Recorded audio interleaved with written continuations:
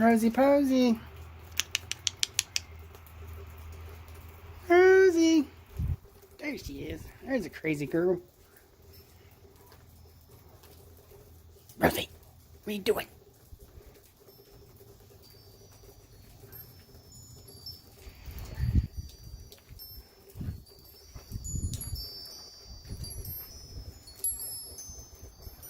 She's doing her hot laps. Rosie! Come on. I see you.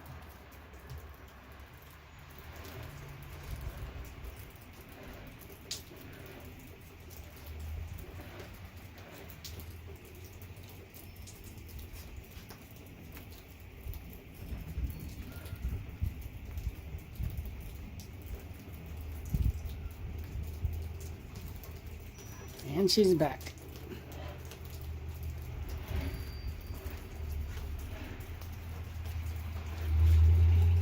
Ready to go in? Alright.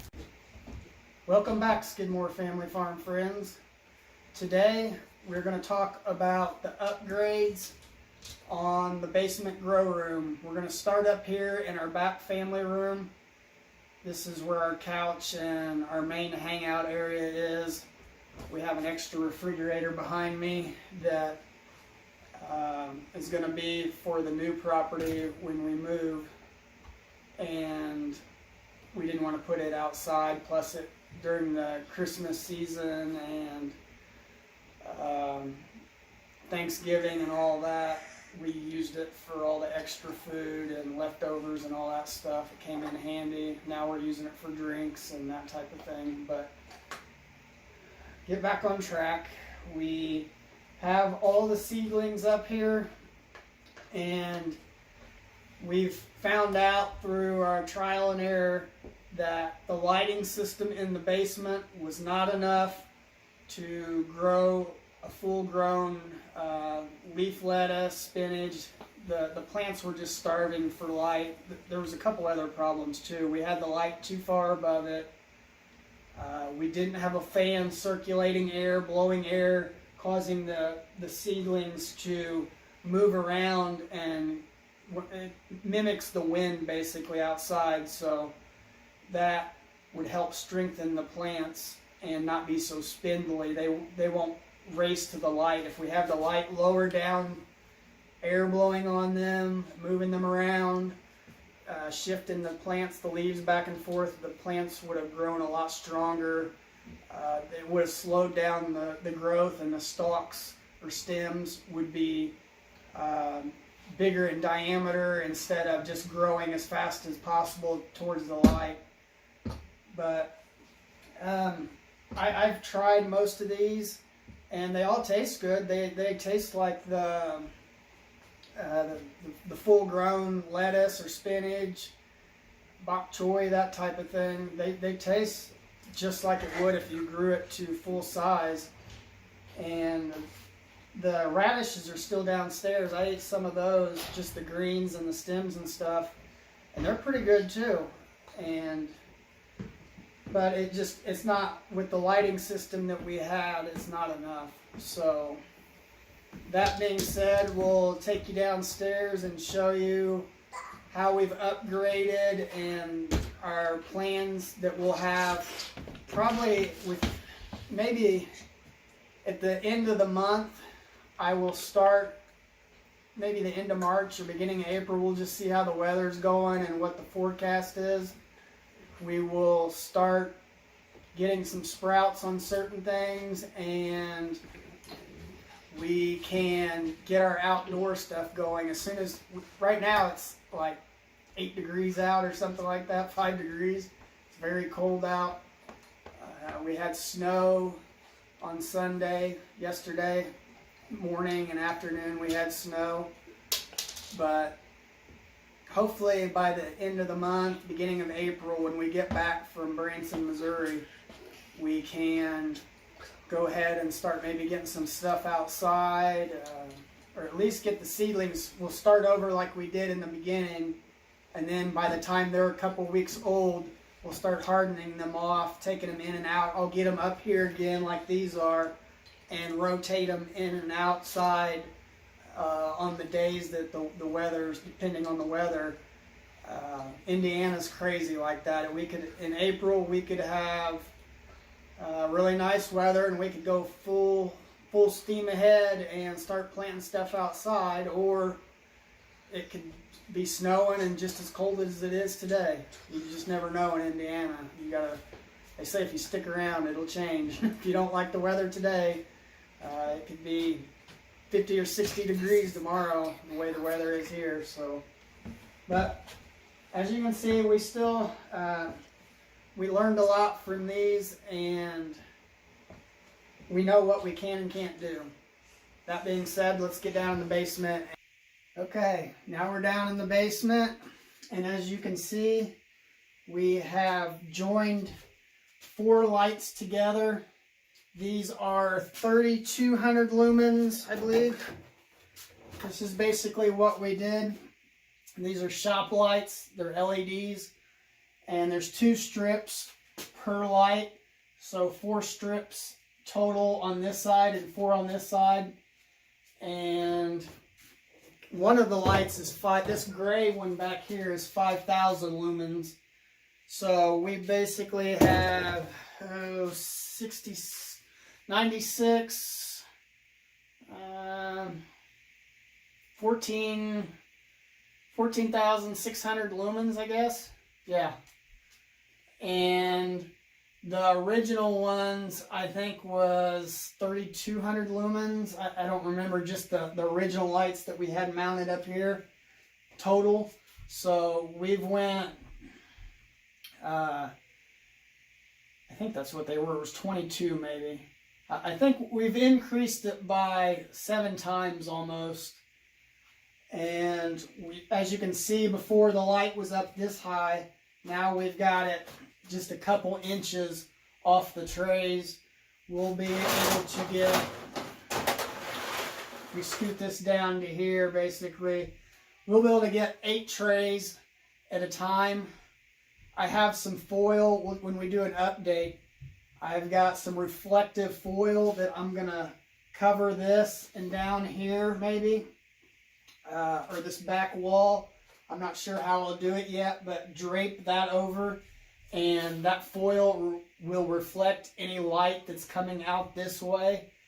And I know you can't see it now, but with these lights on, there's light reflecting back towards where the camera is now, and that will trap all the light inside. It's basically, here, I'll show you what it is. This is an emergency blanket that like you use when you're camping. If you were to get wet, fall in a lake, river, creek, whatever, and or if it's just emergency situation, you got trapped out in the woods, you could wrap up with it. And it's just something to hold your heat in from your body, but it's a reflective, like aluminum foil type, but it's more of a mirror finish. Aluminum foil is kind of like a brushed, a duller finish. This is really shiny. So my thinking is we can trap the light just around the trays themselves, and any light that's now going out here will stay concentrated over the shelf, just for that extra little bit of light. And this is something that this should be more than enough. This would be, they're not professional grade lights, but this is as close as I can get with just going down to the local, I got these at Walmart. You could go to Lowe's or wherever, but these aren't something that you order from like a grow store or something like that. These are just basic shop lights, but a higher power LED. They're not just like a fluorescent bulb or anything. These are LEDs. So the lumens that they put off, the brightness of the light is pretty high. So we will adjust these as needed. Like I said, once I get the seedlings, we're going to try to start just some lettuces, different types, not like we did before. Before I kind of went overboard with it, and I was in hopes that the light would be enough, but it wasn't, and it might have worked to start the seedlings before if we would have moved it upstairs sooner. When we first started those, we had a week or so that it was 50 degrees or so and lots of sun. If I would have got them upstairs and outside and hardened them off and then kept them up like they are now, we might have had a lot better production out of it, but that's here nor there. We didn't do that. It's all a learning experience. That's why I'm doing it now. So when we get property and we have this huge area, multiple acres, to do market gardening or whatever the situation is, I can get more experience and be able to hopefully grow all our stuff, be self-sustaining, and have plenty of extras for market garden, like taking it to farmer's market or like a street vendor, do something like that occasionally, advertise on Facebook, and maybe get a delivery system set up for one of the close by cities. That might work out if we could get a route going and have local customers every week. Even if we had to drive a half an hour, if we had 20 or 30 customers in a certain amount of square miles, it would still be cost effective with being able to sell eggs. And if we could have our own little produce delivery system, or however it works out, that's always an option. The main thing for us is to be able to be self-sustaining. If I grow way too much, don't have the time to go sell it, we'll donate it. I'll take it to shelters or somewhere so it won't get thrown away. Our animals will eat it. Something. And I've thought about doing that too, is just donating so much of it to shelters or feed the homeless people, something. There's lots of people in need that don't get the nutritional values in foods for whatever reason. Poor finances, homeless, injured veterans.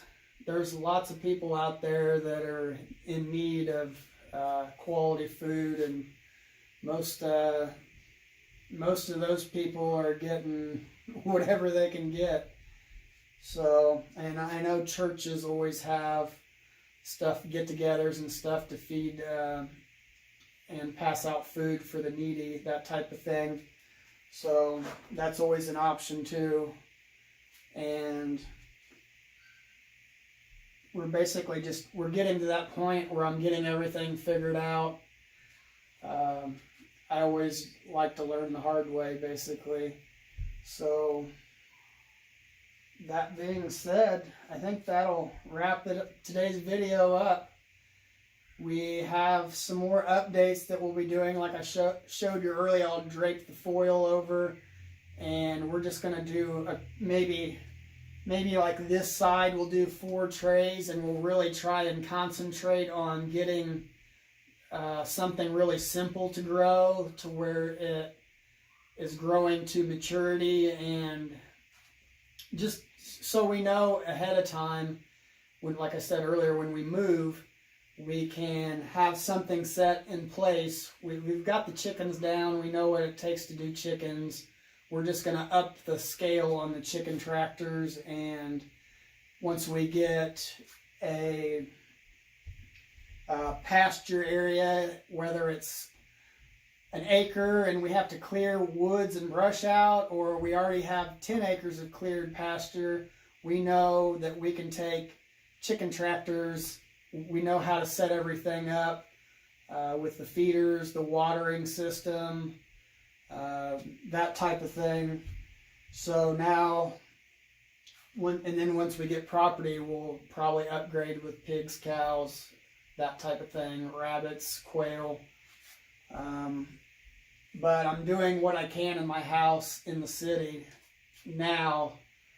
Since I can't have cows and pigs and I can only have the few chickens that we have already, I'm just going ahead and working on things that I can work on here and still be productive and get things in order so it's not chaos. This here is just one more thing we can pack this up very easily when we go to move, wherever it be, and